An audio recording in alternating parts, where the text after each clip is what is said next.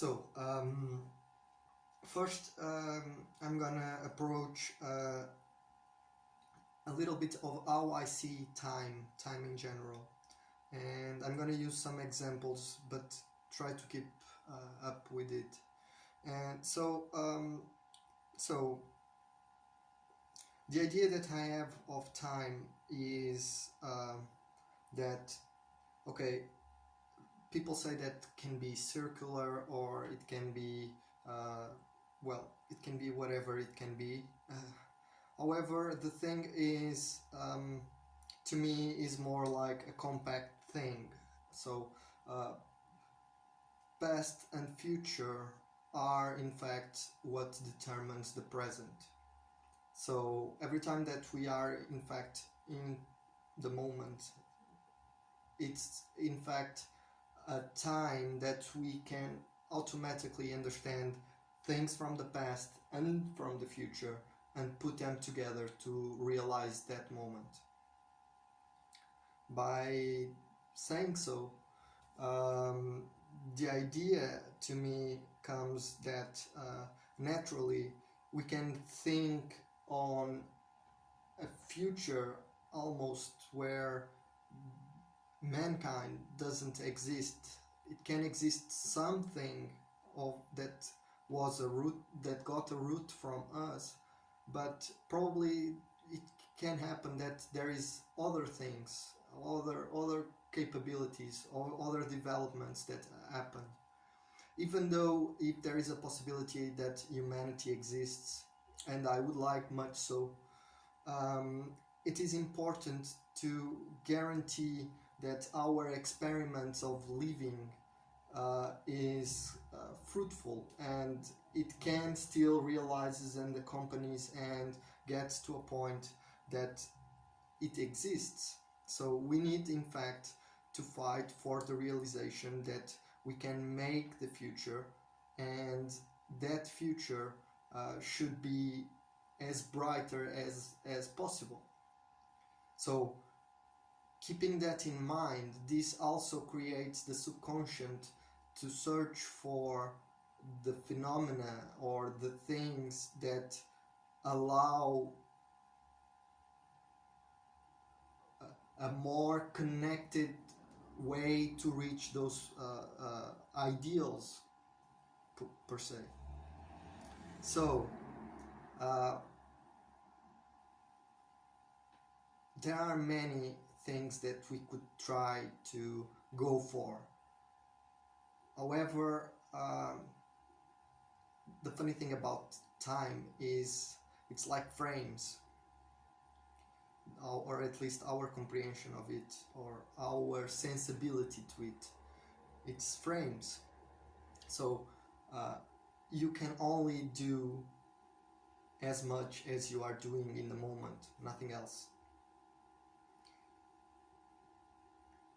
But the thing about it is you can create something to add up, so when you are in the moment you can reach it and bring it to the future. And this is how I think knowledge goes and works.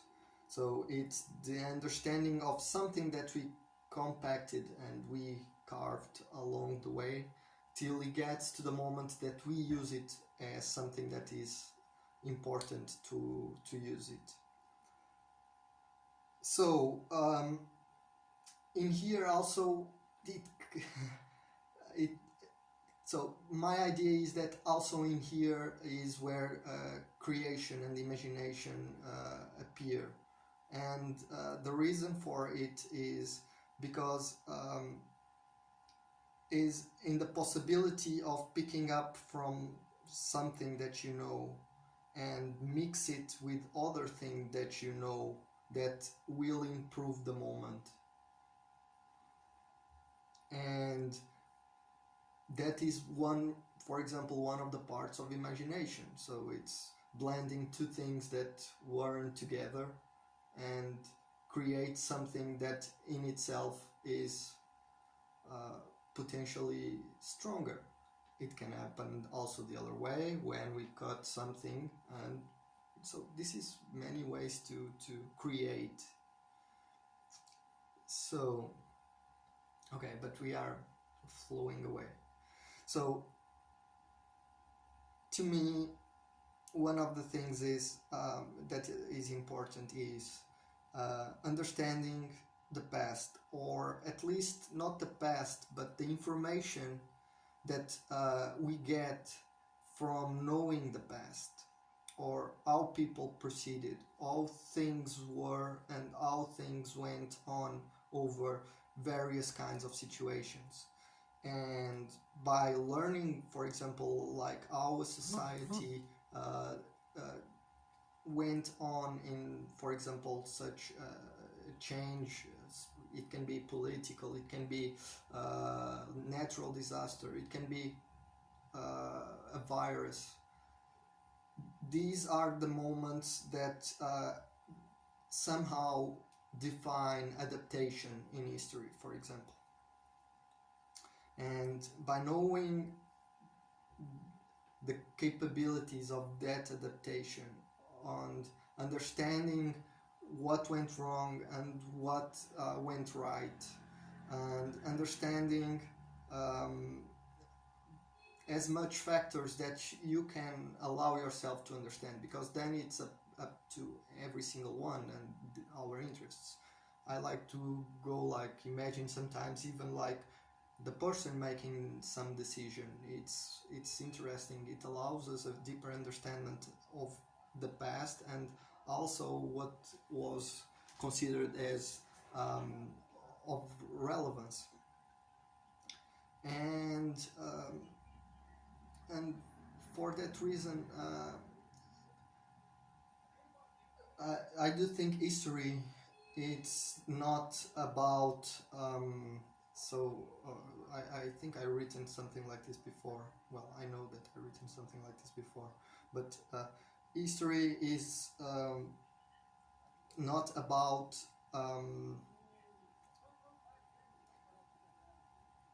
it's not about the events.